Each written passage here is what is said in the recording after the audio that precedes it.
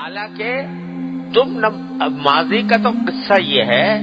کہ اللہ تعالیٰ نے اتنا آسان بنا دیا کہ تم ایک مرتبہ جی بھر کے توبہ استغفار کر لو، سمجھے؟ ایک مرتبہ جی بھر کے اور توبہ کر لو، یا اللہ استغفر اللہ ربی من کل ذنب واتوب الیہ، 2 رکعتیں پڑھ لو، توبہ کی چلو، نہیں پڑھو تو ویسے ہی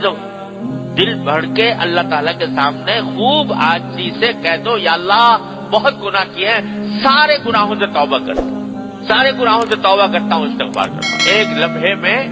جس وقت تم نے یہ کہہ دیا، سارا ماضی کا کچا چٹا صاف ہو گیا، ماضی کا سارا کچا چٹا صاف ہو گیا جس وقت تم نے یہ کہہ دیا استغفر اللہ ربی من کل ذنب واتوب الیہ، سارے ماضی کا قصہ پاک ہو گیا۔ اس مالک الملکوت، اس رحیم و کریم نے یہ ایسا نسخہ دے دیا ہے، ہر شخص کو کتنا ہی گناہگار ہو، کتنا ہی بدکار ہو، کتنا ہی فاسق و فاجر ہو،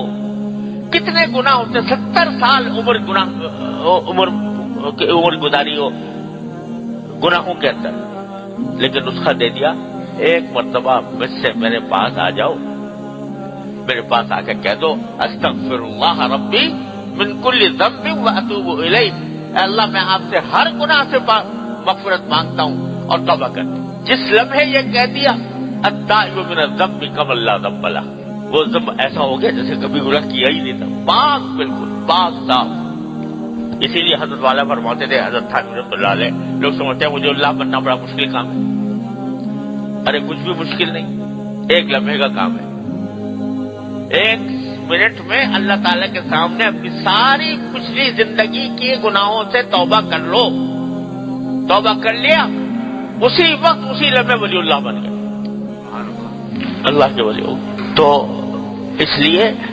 کوئی اللہ میں نے دشوار نہیں رکھا، توبہ کر، اللہ تعالیٰ کہتے ہیں آ جاؤ میرے پاس، یا ایھا الذین آمنوا توبوا الی اللہ، اپنے بار بار تعالیٰ فرما رہے ہیں توبہ کر لو، استغفار کر لو، توبہ کر لو، استغفار کر لو۔ تو جب توبہ کر لی تو توبہ کرنے سے ماضی کا سارا کچا چٹا پاک ہو گیا، اللہ تعالیٰ کے فضل و کرم سے پاک ہو گیا۔ کوئی اس میں تأمل ہی نہیں کرنا چاہیے، یہ سوچنا کہ میری توبہ قبول ہوئی کہ نہیں ہوئی، ارے اللہ میں کیوں نہیں کریں گے توبہ قبول؟ اگر سچے دل سے توبہ کرو گے کیوں قبول نہیں کریں گے؟ وہ کہہ رہے ہیں آ جاؤ میرے پاس، آ جاؤ، توبوا الی اللہ ایھا المؤمنون، میری طرف رجوع کر دو۔ اور ہمارے اکابر نے فرمایا کہ جب بندہ توبہ کر لیتا ہے گناہوں سے تو وہ گناہ اس کے نامہ اعمال ہی سے مٹا دیے جاتے ہیں۔ کیا مانا؟ کہ وہاں پر بھی جب نامہ اعمال آئے گا تو یہ نہیں ہوگا کہ لکھا ہوا فلاں فلاں گناہ کیے تھے اور ہم معاف کر دیے ہم نے، نہیں، وہ ہوں گے ہی نہیں، نکلے ہوئے ہوں گے، نامہ اعمال سے نکلے ہوئے ہوں گے جب بندہ گناہ سے توبہ کر لے اللہ تعالیٰ کی بارگاہ۔ تو ماضی کے بارے میں تو سیدھا سادہ نسخہ یہ ہے کہ آج جو بندہ استغفار کر لے اللہ تبارک و تعالیٰ سے، اور آئندہ کا جو خیال آتا ہے کہ بھئی آئندہ پتہ نہیں میں قائم رہوں گا کہ نہیں رہوں گا، اس کے لیے اللہ ہی سے مانگ لو، اللہ ہی سے استعاذہ کر لو، یا اللہ میں پناہ مانگتا ہوں۔ نبی کریم صلی اللہ علیہ وسلم مانگی ہے، دعائیں مانگی ہے، اللہم انی اعوذ بک من الحور بعد الکور، یا اللہ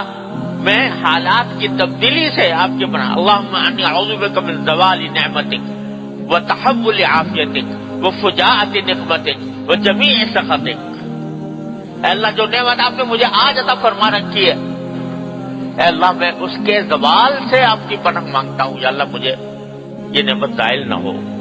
وتحول عافیتک، آپ نے جو عافیت عطا فرما رکھی ہے وہ کہیں پلٹ نہ جائے، حالات کا بدل نہ جائے، وجمیع سخطک، آپ کی ناراضگی سے میں پناہ مانگتا ہوں، اس کے لیے پناہ مانگ لو اللہ تعالیٰ سے۔ تو ماضی اور مستقبل،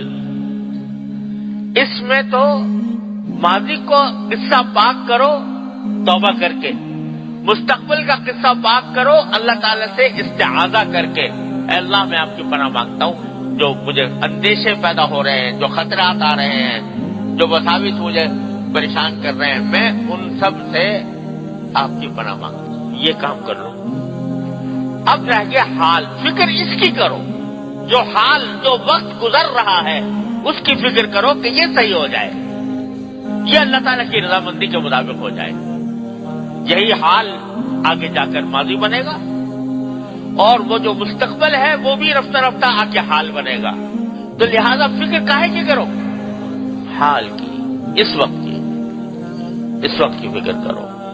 اس کی فکر کرو کہ یہ جو لمحات گزر رہے ہیں زندگی کے، یہ ٹھیک گزر جائیں، یہ اللہ تعالیٰ کے ساتھ تعلق قائم کرنے والے بن جائیں، اس میں جو مجھ سے مطالبات ہیں شریعت کے وہ پورے ہو جائیں، اور اتباع سنت کی توفیق ہو جائے،